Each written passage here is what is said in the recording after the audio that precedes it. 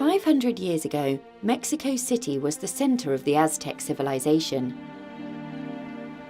It was also one of the richest and oldest gardening civilizations of the world. But even before the arrival of the Aztecs, the Xochimilco people were building and using floating gardens. These gardens became one of the most productive methods of cultivation known to mankind.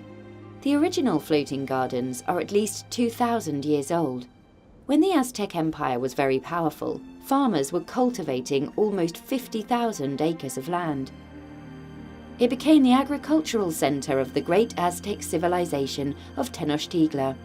This was a city with over 200,000 people, and at the time it was the largest city in the world. These gardens are called floating gardens, but they are not floating at all, because their roots go down to the bottom of the lake. People built these gardens in layers of vegetation and mud. The trees along the edge have roots that go down into the lake and hold everything together. The trees also have their own type of climate.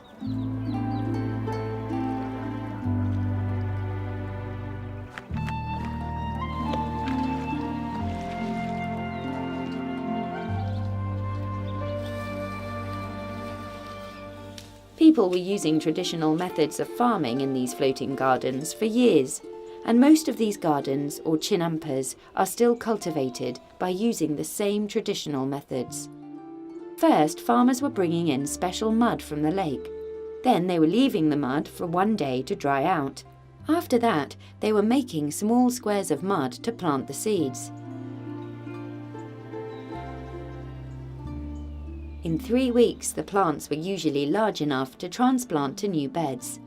Sometimes there were as many as 18,000 new plants in these beds. This system was completely organic. With this method, the farmers could have as many as 6 harvests per year. These ideas from a great ancient city could benefit us today. Farmers are growing these orange African marigolds for a Mexican festival called the Day of the Dead.